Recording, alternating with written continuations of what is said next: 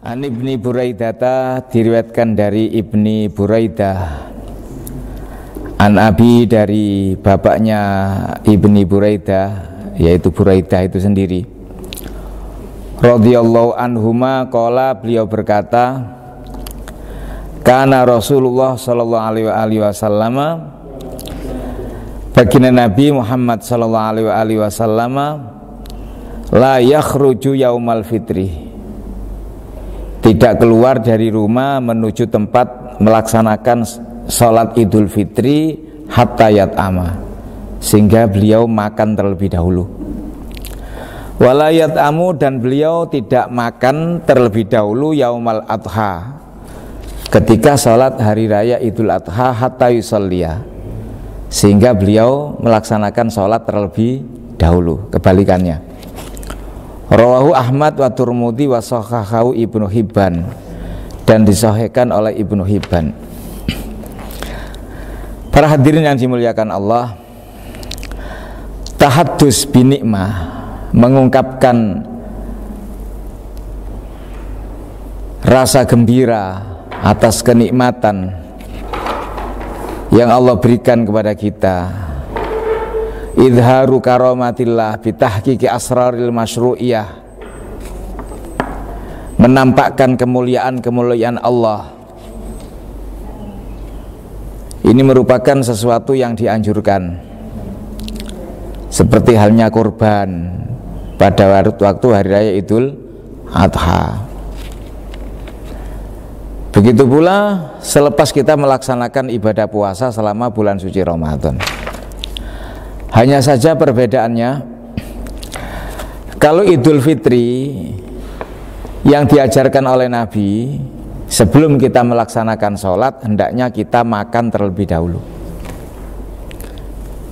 Kenapa? Pertama, karena ketika Idul Fitri kita diperintahkan untuk mengeluarkan zakat fitrah, agar supaya saudara kita yang kurang beruntung di hari itu, orang fakir miskin, juga turut merasakan agar turut serta merasakan kebahagiaan pada hari tersebut. Lah bagi kita yang mungkin berkecukupan untuk mengungkapkan rasa gembira di hari itu, sebelum kita melaksanakan Idul Fitri, dianjurkan kita terlebih dahulu makan. Jadi supaya kita yang berkecukupan, saudara kita yang kurang tercukupi, sama-sama di hari itu merasakan gembira. Makanya zakat fitrah itu dikeluarkan, dianjurkan di hari raya, sebelum pelaksanaan sholat Id. Meskipun diperbolehkan mengeluarkan zakat fitrah di awal Ramadan, tapi dianjurkan dan disunahkan kita keluarkan pada hari raya sebelum melaksanakan sholat Id, supaya turut serta gembira. Dan kita yang berkecukupan juga turut merasa gembira dengan makan terlebih dahulu. Di samping itu, kalau Idul Fitri sebelumnya kan kita haram, tidak boleh makan di pagi hari. Untuk membedakannya, maka sebelum kita sholat Id, Idul Fitri, kita makan terlebih dahulu. Yang paling baik itu kurma yang kita makan. Jangan madu mongso, mencret nantinya. Mau berangkat sholat Id makan madu mongso ya, yang dibuat dari tapi ketan itu loh, satu piring dihabiskan, ya udah. Kurma yang terbaik itu makan kurma. Ya. Itu kalau Idul Fitri. Beda lagi dengan Idul Adha.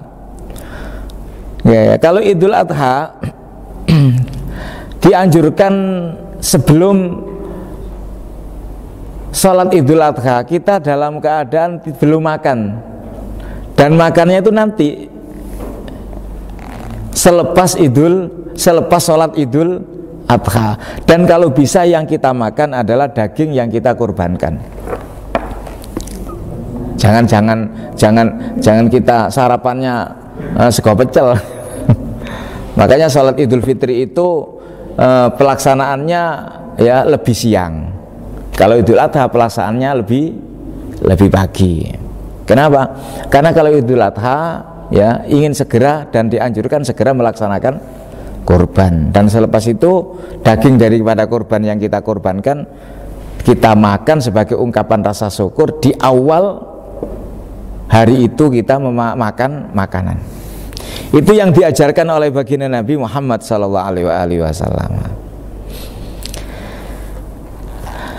Sebelum saya lanjutkan, ada yang tanya kira-kira?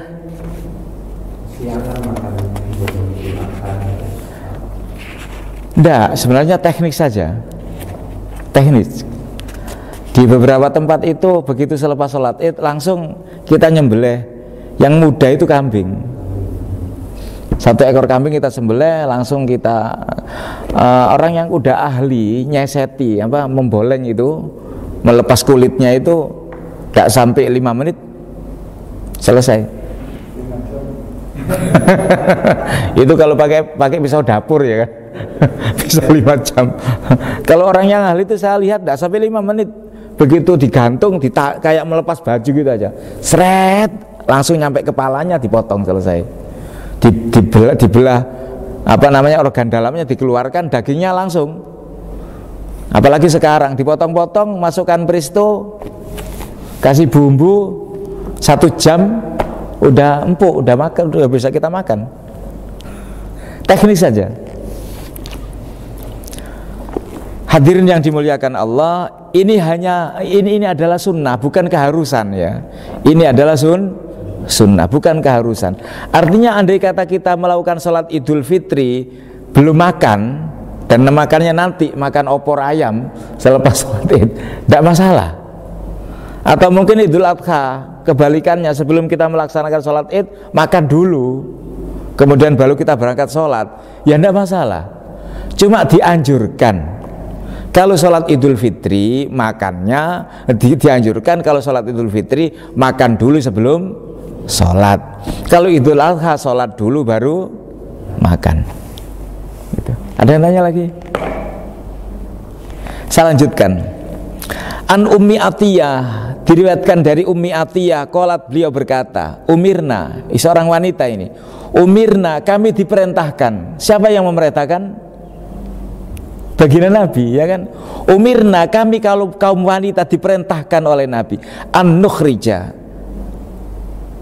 agar supaya kami mengeluarkan al awatiko, gadis-gadis. Awatik itu adalah seseorang yang belum mencapai usia balik, atau seseorang yang sudah baru memasuki usia balik. Makanya awatik itu jamak atik, atikun, seseorang yang baru mencapai usia balik atau mendekati usia balik. Diperintahkan agar supaya kami para wanita untuk keluar semua. Begitu pula para gadis-gadis. Wal khuyyadho, dan juga wanita dalam keadaan menstruasi. Khuyyad itu merupakan kalimat jamak daripada kalimat haid, yaitu wanita yang sedang datang bulan. Fil ida ini ketika melaksanakan sholat id. Jadi ketika kita melaksanakan sholat id, para wanita-wanita itu hendaknya turut serta dikeluarkan. Bahkan gadis-gadis, bahkan wanita yang dalam keadaan menstruasi. Yashhadnal khaira, mereka para gadis dan orang wanita-wanita yang sedang datang bulan menghadiri, menyaksikan al khairah, kebaikan-kebaikan, wada'watal muslimin, dan doa-doa orang muslim. Ini bukan wada'watal muslim, bukan ajakan orang muslim, bukan, tapi doanya orang muslim. Kita datang, imam berdoa, semua turut serta untuk memanjatkan amin, mengucapkan amin. Wa ya'tazilu al-khuyyadul musalli, dan wanita-wanita yang sedang datang bulan bertempat terpisah dari tempat sholat. Kalau memang tempat sholatnya itu masjid. Kalau tempat sholatnya itu lapangan, tidak masalah.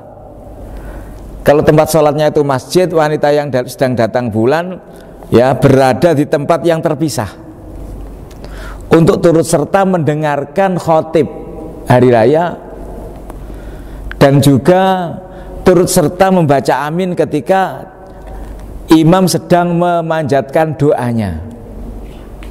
Nah, dari hadis ini bisa kita tarik kesimpulan dari sudut pandang fikih bahwasannya wanita pun disyariatkan untuk turut serta melakukan sholat id. Beda dengan sholat Jumat ya. Kalau Jumat kan laki-laki saja yang wajib, wanita enggak.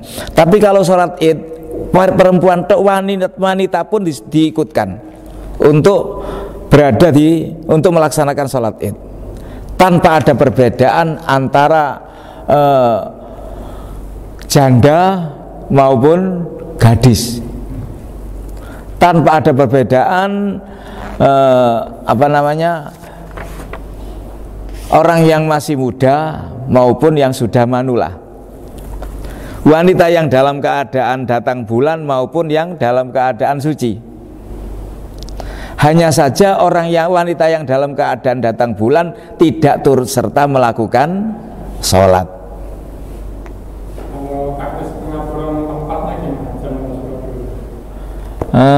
Kurang tempatnya tidak cukup ya? Untuk wanita kan di tempatnya terpisah.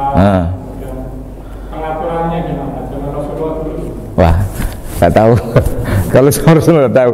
Yang jelas wanita-wanita yang haid, ya, wanita-wanita sedang datang bulan ditempatkan tempat yang terpencil.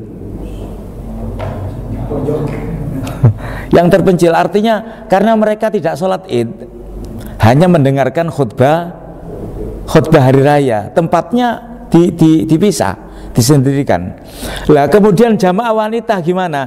Kalau jamaah wanita sebagaimana hadis-hadis yang menerangkan tata cara sholat jamaahnya ada wanitanya, posisinya di belakangnya jamaah laki-laki, bukan di sampingnya, ya, di belakangnya. Lah kalau masjidnya itu memanjang, masjidnya itu melebar, tidak memanjang, misalnya, apakah boleh di sampingnya? Boleh, asalkan ada batasannya. Kalau zaman Rasulullah seperti apa? Selama ini saya belum. Ya, yang jelas wanita-wanita yang haid ditempatkan yang terpencil, yang tersendiri. Kemudian jamaah perempuan berada di belakangnya jamaah laki-laki. Karena memang masjid di zaman Nabi itu tidak ada atapnya. Ya, yang ada atapnya hanya sisi depan. Yang sisi belakang hanya dibatasi dengan sebuah bangunan saja mengelilinginya. Terus bawahnya masih beralaskan tanah, pasir. Makanya ketika ada orang Yahudi, ada orang Arabi, bukan Yahudi, Arabi datang ke masjid, kencing di sudut masjid, Sayyidina Umar hendak memarahi dia, oleh Nabi dicegah, jangan dulu, biarkan dia menuntaskan kencingnya. Kalau enggak, nanti bisa kencingnya kemana-mana. Biarkan dulu sampai tuntas kencingnya, nanti baru bagaimana caranya. Sayyidina Umar diperintahkan mengambil air satu timba, disiramkan, selesai. Kenapa? Karena lantainya itu tanah, disiram suci udah. Tapi kalau ada orang kencing di masjid yang lantainya keramik, disiram aja, ya kencingnya kemana-mana, begitu.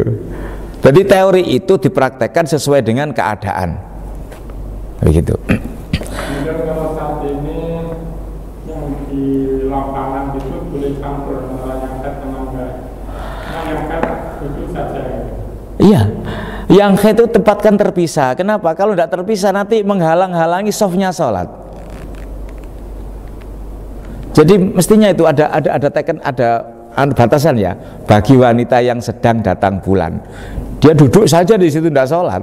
Kalau membaur dengan yang sholat, ini yang satu sholat, yang satu duduk, tidak boleh, karena merapatkan saf dalam sholat itu merupakan sebagian daripada kesempurnaan sholat. Sawu suhufakum fa inna taswiyatas sufuh min tamamis sholat.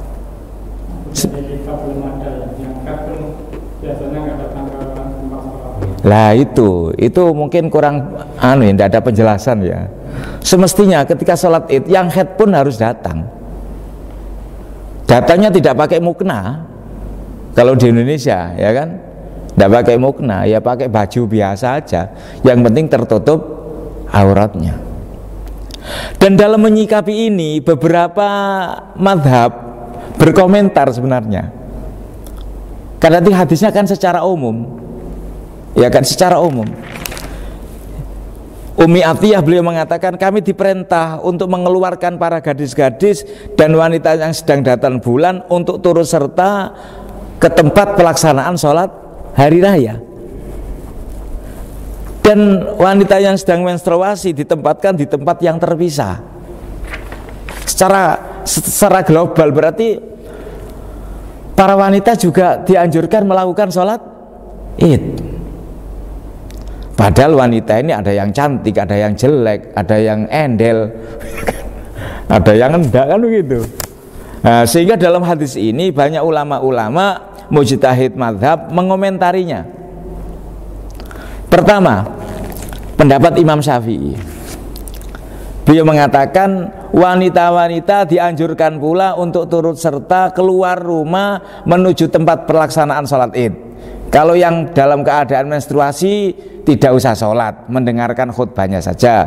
Kalau yang dalam keadaan suci turut serta melakukan sholat.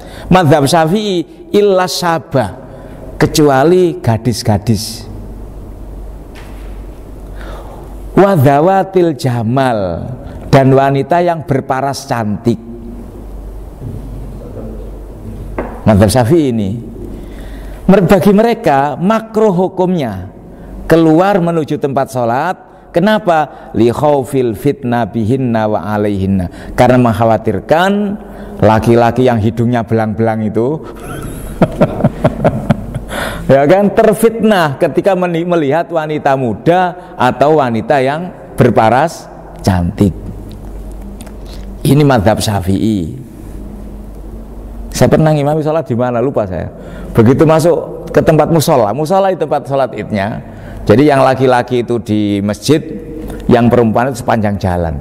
Tapi bukan main, masya Allah, cantik-cantik, kayak mau budal kondangan. Ini sholat id apa mau kondangan ya kan?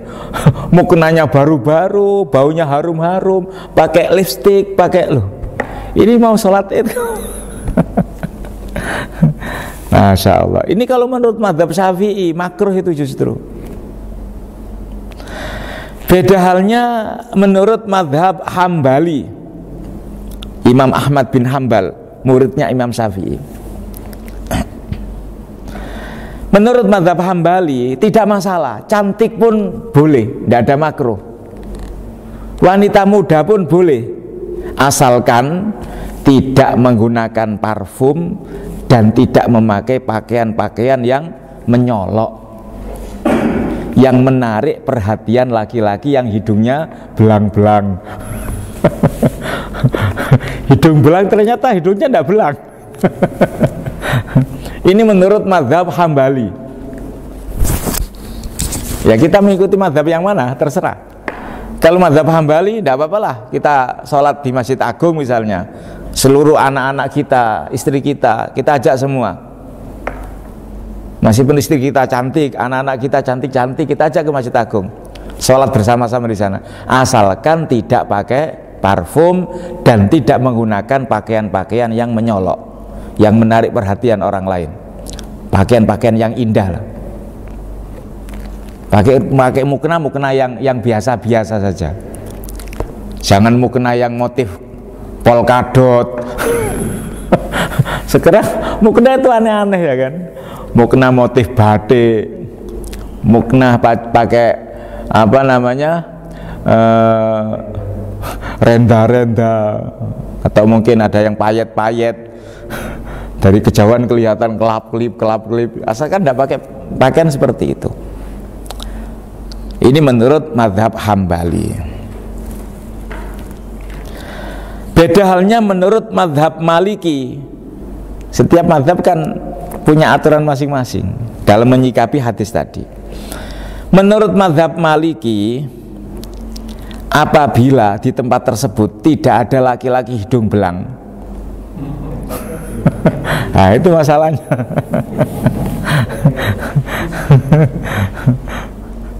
Maka wanita-wanita boleh turut serta mendatangi masjid tersebut untuk melaksanakan sholat id. Bukan hanya id saja, sholat wajib sekalipun sholat wajib boleh. Sholat istisqa juga boleh. Meskipun wanita-wanita muda, meskipun wanita-wanita yang berparas cantik, asalkan di tempat tersebut tidak ada izdiham, berdesakan, dan tidak ada laki-laki berhidung belang. Dan ditambahkan lagi oleh mazhab Maliki, mengikuti seperti yang disampaikan oleh Hambali, ya, tidak memakai parfum dan tidak memakai pakaian-pakaian yang indah. Karena kalau pakai parfum, orang yang bukan hidung belang pun akan tolak-tolak, ambune sopo iki, kan begitu jadinya. Atau pakaian yang menyolok. Menurut mazhab Abu Hanifah, nah ini Abu Hanifah itu paling ketat. Kata beliau, mulazamatul buyut la yakhrujna, bagi wanita tanpa terkecuali harus berada di rumah, tidak boleh keluar rumah. Ya kan? Menurut Abu Yusuf tidak haram, cuma makruh wanita keluar rumah untuk melakukan sholat di masjid, makruh itu aja.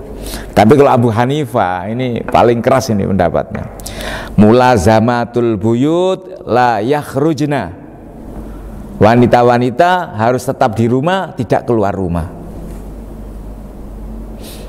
Dan kebanyakan pengikut mazhab Hanafi ini didominasi oleh orang-orang Pakistan biasanya.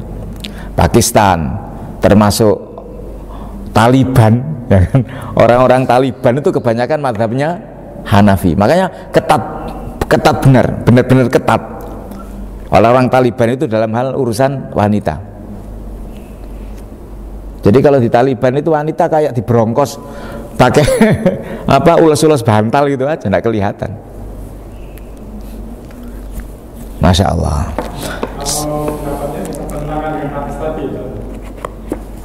Ya, hadis tadi kan kami diperintahkan. Jadi ini kan pengakuan daripada Ummi Atiyah. Ya, Nabi tidak melarangnya, Nabi juga tidak memerintahkannya. Cuma Ummi Atiyah ini kami diperintah untuk mengeluarkan para gadis-gadis, wanita-wanita yang sedang haid untuk mendatangi tempat sholat id, agar supaya kami menyaksikan kebaikan-kebaikan tempat itu dan juga turut serta mendapatkan bagian doa di tempat itu. Sedangkan tempatnya orang-orang yang sedang haid, wanita yang sedang datang bulan, ditempatkan di tempat yang terpisah dengan orang-orang yang sholat. Karena kalau campur dengan yang sholat, tidak terbentuk rapat barisan dan lurus. Makanya khusus yang haid datang ditempatkan tempat yang tersendiri, yang terpencil. Kalau bunyi hadisnya kan diperintahkan. Iya, diperintahkan. Melarang atau Hanafi tadi kan melarang. Iya. Berarti kan berbeda. Dengan beberapa pertimbangan ya. Mazhab Hanafi tentunya membuat kesepakatan seperti itu dengan beberapa pertimbangan. Fitnahnya lebih besar. Antara wajib dan sunnah, antara haram dan sunnah, lebih didahulukan mana? Ini perkara sunnah, tapi kalau kita melakukannya bisa terjerumus terhadap perkara haram. Lebih dipentingkan yang mana? Ya, menjauhi yang haram.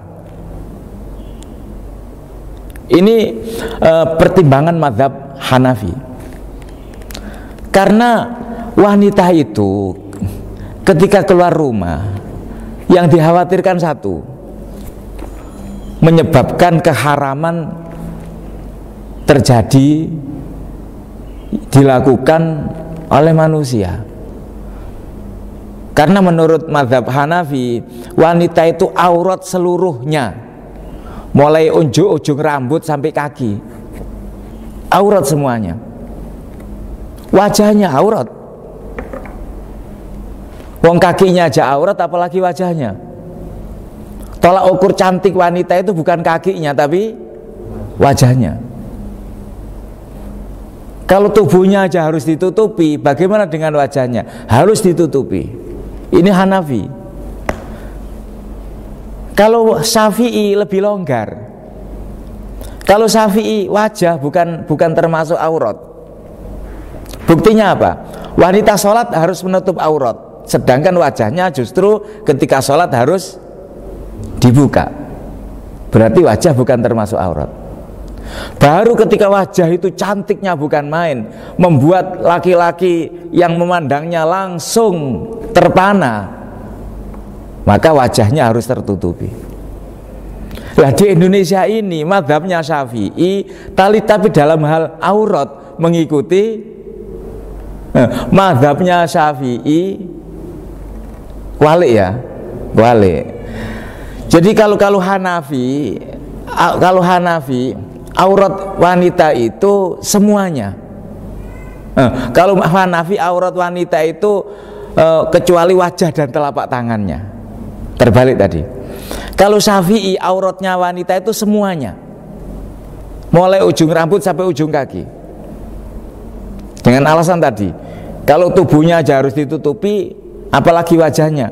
Padahal wanita itu tolak ukur cantik bukan tubuhnya tapi wajahnya. Ini Syafi'i. Lah Indonesia ini mazhab Syafi'i tapi prakteknya Hanafi.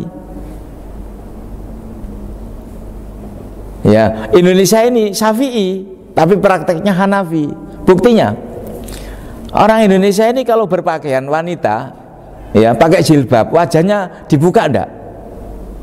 Dibuka. Padahal kalau Syafi'i mulai wajah sampai kaki aurat, harus tertutup. Kalau Hanafi enggak, wajah enggak termasuk aurat. Karena apa? Sholat bagi wanita harus terbuka wajahnya. Padahal syarat sahnya sholat harus menutup aurat. Hanya saja kalau Hanafi wanita harus di rumah, tidak boleh keluar. Kalau Syafi'i wanita boleh keluar, tapi ya itu mulai ujung rambut sampai ujung kaki tertutup semua.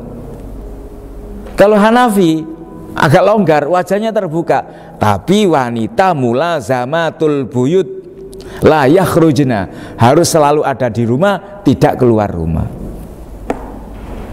Mau ikut Hanafi apa Syafi'i? Kalau di tempat kita kan enggak, setengah Syafi'i setengah Hanafi.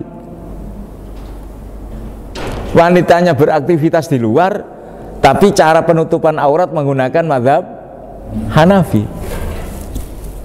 Mestinya kalau Hanafi mulazamatul buyut, selalu ada di rumah, la yakhrujna, tidak keluar rumah. Begitu. Ada yang tanya lagi? Kalau istri kita perlakukan seperti mazhab Syafi'i, apa mazhab Hambali, apa mazhab Maliki, apa mazhab Hanafi, apa enggak pakai mazhab-mazhaban? Kalau nggak pakai mazhab-mazhaban itu jilbaban, pakai baju nyapret seperti lepet, itu nggak pakai mazhab-mazhaban itu. Dan nanti kita di hadapan Allah bertanggung jawab atas apa yang dilakukan oleh istri-istri kita. Ketika istri kita membuka auratnya, maka yang bertanggung jawab kita sebagai suami. Nah, ketika istri kita membuat laki-laki lain itu terpanah, maka kita sebagai suami bertanggung jawab di hadapan Allah. Oleh karena itu ada satu riwayat hadis di mana dikatakan tidak akan merasakan bau surga, apalagi masuk surga, seseorang yang tidak menaruh curiga terhadap istri dan anak perempuannya, membiarkan istri dan anak perempuannya ya kan dinikmati oleh laki-laki lain. Dinikmati ini bukan berarti hubungan biologis ya, kecantikannya, mungkin kemolekan tubuhnya. Nah, makanya harus kita tutupi.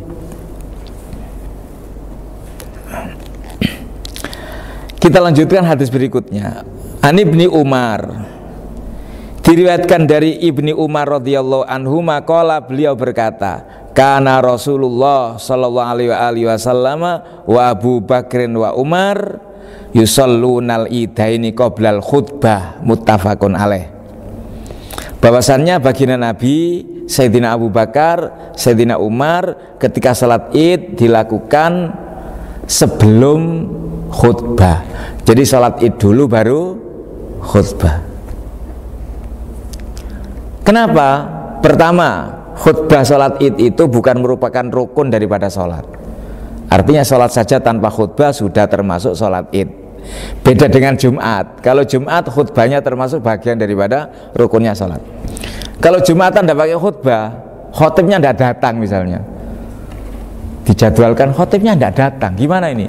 Ya udah kita sholat Jumat aja tanpa khutbah, tidak boleh. Nah gimana? Sholat duhur kalau tidak ada yang khotib. Pernah di salah satu masjid itu khotibnya itu terjebak macet, tapi bukan saya ya. Nanti dianggap paling awake dhewe. Bukan saya, tak disi. Itu salah satu keluarga saya lah. Berangkat khutbah bawa mobil, tahu tempat macet bawa mobil, udah datang sana Jumatan udah selesai. Ditanya tadi gimana? Ya sampean nggak datang Pak Ustadz? Ya udah sholat duhur. Siapa nggak ada yang bisa ini? Semuanya bilang nggak siap, nggak siap, nggak siap. Apa kita nggak sholat? Ya sholat, sholat apa? Sholat duhur. Tapi kalau setelah sholat duhur kemudian khotibnya datang, asalkan sholat duhurnya waktunya belum habis, ya kita ulangi dengan sholat Jumat. Nah mamunya udah pulang ya selesai. Masa diundang lagi? Kalau sholat Idul Fitri maupun Idul Adha yang dilakukan oleh baginda Nabi, sholat dulu baru khutbah. Salah satu hikmahnya agar supaya beberapa orang ini yang mungkin disibukkan di rumah, tidak ikut khutbah, langsung setelah sholat pulang. Ini kapan nih notok kok sing nyiapno apa makanan di rumah siapa? Begitu setelah sholat langsung pulang untuk menyiapkan di rumah. Ya kalau khutbahnya dulu, masa setelah khutbah pulang? Tidak sholat berarti. Tapi kalau khutbahnya belakangan, ketika ada keadaan darurat seperti itu, maka selepas sholat langsung pulang. Dalam hal ini, apa yang telah dicontohkan oleh baginda Nabi Muhammad SAW dengan harapan faman ahabba ayajlisa lil khutbah falyajlis wa man ahabba ayadhhaba falyadhhab. Barang siapa yang ingin duduk mendengarkan khutbah silakan, yang ingin pergi setelah sholat meninggalkan khutbah ya silakan. Sehingga khutbah itu dilaksanakan Idul Fitri Idul Adha selepas sholat. Di masa Marwan bin Hakam Amirul Madinah waktu itu, Amirul Madinah, Gubernur Madinah, beliau melaksanakan khutbah hari raya sebelum sholat. Hanya di masa beliau, Marwan bin Ibnil Hakam, Gubernur Madinah. Apa alasannya? Karena satu pertimbangan. Apa itu? Kebanyakan para jamaah selepas sholat Id pada pulang, sehingga khotibnya sendirian. Jamaahnya setelah sholat Id pada pulang. Nah, oleh karena itu kebijakan Marwan bin Hakam sebagai Gubernur Madinah ketika itu melakukan sholat Id khutbahnya dulu baru sholat.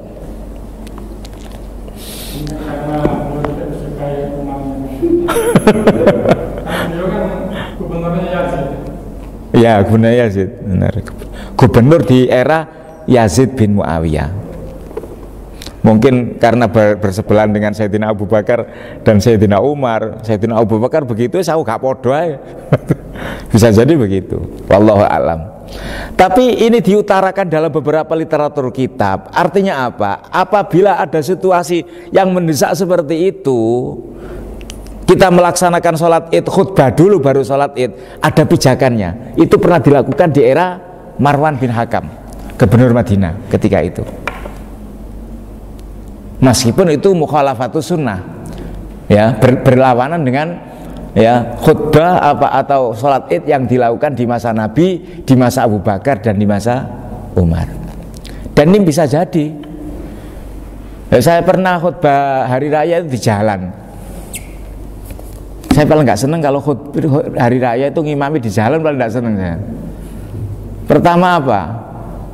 Matahari udah tinggi, kita beloloan ya kan. Silau. Terus panas lagi. Gimana enggak panas di tengah jalan ya? Saya pernah ngimami di Ciliwung itu, begitu juga. Dan lagi para jamaah itu udah enggak tenang. Karena jamaahnya enggak tenang, khutbahnya juga enggak fokus. Udah pulang, wah enggak fokus. Karena enggak fokus, ya khutbahnya enggak enak jadinya. Karena enggak fokus. Kalau memang seperti itu keadaannya, kita mengikuti apa yang pernah dilakukan oleh Marwan bin Hakam. Jadi khutbah dulu, baru sholat id. Rame ini jadi viral. Kantor pos mengadakan sholat id, khutbah dulu sebelum sholat id. Tapi kalau ditanya apa ada contohnya, ada di masa Marwan bin Hakam. Nah, dari tinjauan dari fikih sekarang, menurut kesepakatan ulama, dan ini merupakan uswatu bin Nabi dan dua sahabatnya, ketika kita melakukan sholat id hendaknya sholat dulu baru khutbah. Bahkan menurut mazhab Syafi'i dan mazhab Hambali, berdasarkan hadis itu, sholat id yang dilakukan oleh Nabi dan dua sahabatnya, sholat dulu baru khutbah. Andai kata khutbah dulu baru sholat, menurut Syafi'i dan Hambali, la yu'taddu biha wa yu'iduha ba'da sholat. Khutbahnya tidak dianggap dan diulangi lagi setelah sholat. Khutbahnya 2 kali. Tapi kalau menurut mazhab Hanafi beda lagi. Kalau menurut mazhab Hanafi, ya kan,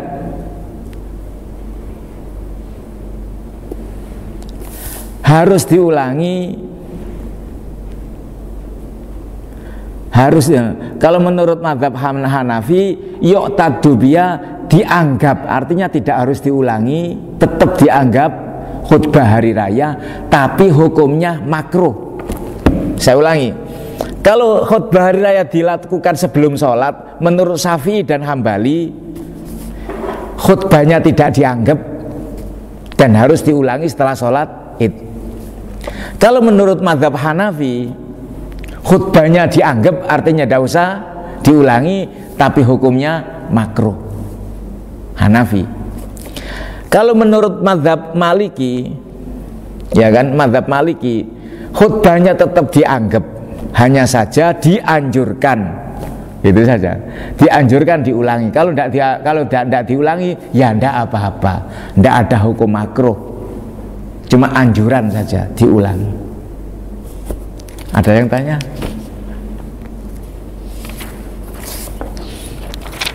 Hadis yang berikutnya, hadisnya pendek-pendek, cuma keterangannya panjang-panjang. An Ibni Abbas, diriwayatkan dari Abdullah Ibni Abbas radhiyallahu anhuma anna Nabiyya sallallahu alaihi wasallam, bahwasannya baginda Nabi Muhammad sallallahu alaihi wasallam sholal id raka'ataini, melakukan salat id 2 rakaat. Lam yusalli qablahuma wala ba'dahuma, akhrajahu sab'ah. Beliau tidak melakukan salat sebelum pelaksanaan salat id dan juga setelah pelaksanaan salat id. Jadi langsung masuk masjid, tidak pakai salat sunnah sebelum salat id, dan setelah salat id juga tidak pakai salat sunnah. Itu yang dilakukan oleh baginda Nabi Muhammad sallallahu alaihi wasallam. Tidak ada kopi lapangan juga ya? Itu kadang-kadang yang lucu juga. Saya pernah sholat ngimami di lapangan, yaitu orang datang gelar sajadah, sholat 2 rakaat. Ini sholat apa ini? Tahiyatul masjid bukan masjid, tahiyatul lapangan ini. Apa sholat qobliyatul id? Nggak disyariatkan itu. Nggak ada sholat qobliyatul id. Nggak ada. Ini hadisnya. Bagi Nabi Muhammad SAW ketika sholat id 2 rakaat dan tidak sholat sebelumnya dan juga tidak sholat setelahnya. Sholat id itu disyariatkan sebenarnya, ya kan, syukron lillahi ta'ala, sebagai ungkapan rasa syukur kepada Allah, baik itu Idul Fitri maupun Idul Adha, atas segala kenikmatan-kenikmatan yang Allah berikan kepada hambanya.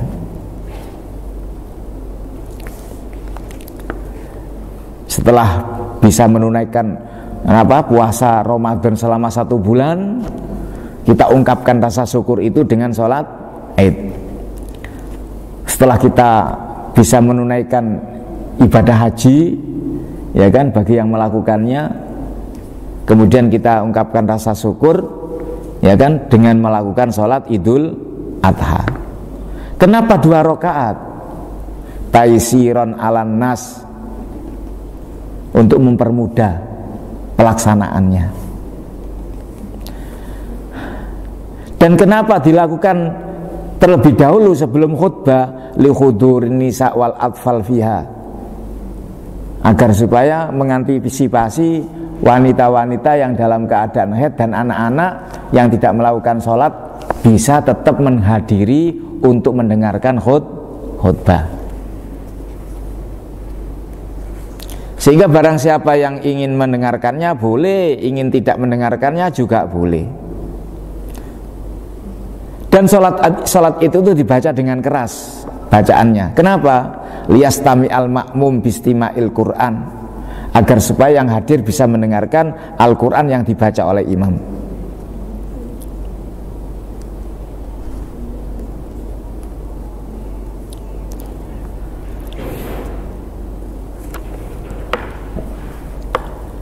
Menurut kesepakatan ulama, sholat itu dilakukan 2 rakaat ketika pelaksananya di musola bersama imam. Menurut Ahmad bin Hambal, melakukan ketika tidak bisa melakukan sholat id bersama imam 2 rakaat, Imam Ahmad bin Hambal, maka melakukan sholat id 4 rakaat. Jadi 2 rakaat sholat id, 2 rakaatnya sebagai ganti daripada khutbah. Menurut Imam Abu Hanifah, ya, kalau tidak sholat dengan imam di masjid, di musola, maka 2 pilihan, 2 rakaat saja atau 4 rakaat. 2 rakaat saja atau 4 rakaat. Mengenai hukum sholat id, menurut jumhurul fuqaha, mayoritas ulama fikih, hukumnya sunnah muakkadah. Menurut Abu Hanifah, sholat itu hukumnya wajib. Dan berdasarkan hadis ini tidak disyariatkan sholat sunnah 2 rakaat sebelumnya dan 2 rakaat setelahnya, agar supaya orang-orang awam tidak menganggap sholat id itu wajib, sehingga tidak ada qobliyah, tidak ada ba'diyah. Lah, andai kata sholat sunnah ketika sudah nyampe di rumah, boleh ndak? Boleh, ndak apa-apa. Sholat duha misalnya, ketika sudah nyampe di rumah.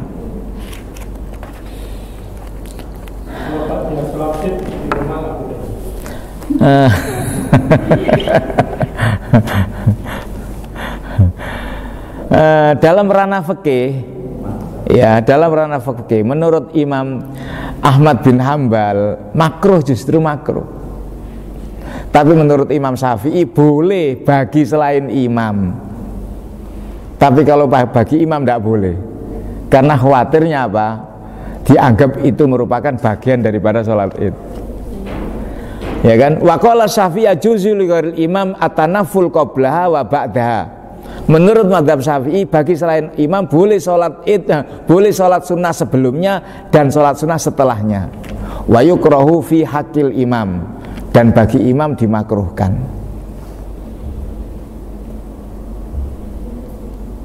Tapi kalau menurut mazhab Hanafi diperbolehkan kalau dilakukan di rumah. Ini panjang masalah mazhabnya, ini banyak sekali, ya kan? Diulas panjang lebar masalah sholat sebelum sholat id dan setelah sholat id. Yang jelas paling enaknya ya kita ngikut kembali ke hadis yang tadi aja, ya kan? Baginda Nabi sholat id 2 rakaat dan tidak sholat sebelumnya dan tidak sholat setelahnya. Selesai. Masalah perdebatan ulama ini kan karena beberapa pemahaman saja, ya. Karena beberapa pemahaman. Wa anhu juga diriwayatkan dari Ibni Abbas anna Nabiya sallallahu alaihi wasallam, bahwasanya bagi Nabi Muhammad sallallahu alaihi wasallam sholal id bila adzanin wala iqamatin. Beliau salat id tanpa diawali dengan azan, juga tanpa diawali dengan dengan azan, dan juga tanpa diawali dengan iqamah. Akhrajahu Abu Dawud wa asluhu fil Bukhari. Lantas bagaimana kalau tanpa diawali dengan azan dan iqamah? Wa yambaghi li muadzinil id, bagi orang yang ditugasi sebagai azan ketika sholat hari raya, ayyakula, hendaknya mengucapkan as-sholatu jami'ah. Cukup dengan ungkapan as-sholatu jami'ah. Ya. Ini yang kadang-kadang kan tarawih ini banyak tambahan-tambahan ya, tarawih itu. Al-Khalifatul Ula itu sebenarnya tidak ada dasarnya, itu tidak ada hadisnya, tidak ada itu, tidak ada. Tapi apakah itu dilarang? Asalkan tidak berkeyakinan, tidak difahami bahwasannya bacaan itu bagian dari tarawih, tidak masalah. Kalau itu merupakan bagian, ketika ada tarawih nggak pakai itu, ini gimana? Tarawih kok nggak ada Al-Khalifatul Ula? Berarti memahami itu merupakan bagian dari tarawih itu tidak boleh. Itu bukan bagian. Mungkin saja ini sebuah kemungkinan ya. Kenapa khususnya di Indonesia ada seperti itu? Karena di era Wali Songo, ketika tersebarnya Islam, ya diboncengi oleh paham-paham lain, termasuk orang-orang Syiah. Dan orang Syiah itu sangat benci dengan Sayyidina Abu Bakar, Sayyidina Umar, Sayyidina Utsman. Makanya ketika tarawih dibacakan itu, orang-orang Syiah langsung mangkel, kurang ajar. Akhirnya dia keluar dari masjid gara-gara dibacakan Al-Khalifatul Ula, Al-Khalifatus Saniyah. Di samping itu bacaan tarodhi itu juga disunnahkan. Ketika Khulafaur Rasyidin namanya disebutkan, hendaknya kita mendoakan tarodhi radhiyallahu an. Ketika nama-nama Nabi diseruhkan, dianjurkan kita bersalawat kepada baginda Nabi. Ketika ada seruan as-sholatu jami'ah, dianjurkan kita membaca la haula wala quwata illa billah. Karena kalau tanpa kekuatan dari Allah, kemampuan yang Allah berikan kepada kita, kita tidak bisa melakukan sholat tarawih, ya kan? Dan kalau kita berbicara tentang sholat tarawih ya, di masa Khalifah Umar bin Abdul Aziz, ketika di Mekah itu tarawihnya 20 rakaat setiap 2 salaman tawaf, Umar bin Abdul Aziz menganjurkan sholat tarawih ditambahi rakaatnya menjadi 36 rakaat, agar supaya pahalanya ya menyamai yang tarawih di Masjidil Haram. Ditambah witir 3, berarti 39 rakaat. Dan pernah juga dilakukan witir tarawih itu 40 rakaat ditambah witir 3 rakaat. Artinya apa? Dalam hal yang seperti ini, ya kan, tidak perlu diperdebatkan. Yang mau tarawih 8 silahkan, 20 silahkan. Yang tarawih 2 rakaat monggo. Bahkan Yusuf Qardawi dalam hal ini beliau mengatakan, kalau memang sholat tarawihnya itu rakaatnya sedikit, bacaannya yang panjang. 8 rakaat, rakaat pertama Al-Baqarah. Tadi malam saya tarawih di satu masjid, saya enggak bagian tarawih, saya bagian ngisi kultumnya. Yang imamnya itu enak suaranya emang, hafid kayaknya. Tapi juga gitu, 8 rakaat tapi lamanya itu melebihi yang 20 rakaat. Karena memang yang dibaca itu Al-Quran 1 juz, ya otomatis lah. Kalau jumlah rakaatnya banyak, suratnya pendek, inna atau inakal kautar, digasak kulhu terus sampai akhir, ya tidak apa-apa, tidak masalah. Yang penting jangan sampai terlalu cepat gitu aja. Itu yang perlu kita soroti, itu tarawih yang terlalu cepat, ya kan? 7 menit 20 rakaat, terus gimana ini? Ya kan, tumak ninanya macam apa? Akhirnya sujudnya kayak ayam notol jagung, tungklung. Assalamualaikum langsung begitu. Ini namanya mempermainkan ibadah, tala'ubul ibadah. Ibadah dengan main-main, tidak dapat pahala, malah dosa. Meskipun dengan alasan ini sudah ada semenjak datuk-datuk saya. Apakah memang datuk itu seorang nabi sehingga dipertahankan? Datuk pun juga salah melaksanakan seperti itu. Datuk Maringgi tidak perlu dipertahankan. Kan begitu orang-orang ini sudah semenjak datuk-datuk saya juga seperti ini. Terawih 7 menit. Bahkan datuk saya dulu tidak sampai 7 menit, 5 menit selesai. Gak bisa bayang, no ya apa sholat. Gari longgo paling langsung ngadeg, langsung tahiyat. Ini loh, selagi itu bukan tuntunan dari Nabi, ya kan, kebenarannya masih dipertanyakan. Ya, makanya kalau terjadi perbedaan faruddu ilallahi wa rasuli, kita kembalikan kepada Al-Quran dan hadis. Saya kira ini yang dapat saya sampaikan, ya. Nah, kita akhiri dengan doa kafaratul majlis. Subhanakallahumma bihamdika asyhadu an la ilaha illa anta astaghfiruka wa atubu ilaik. Assalamualaikum warahmatullahi wabarakatuh.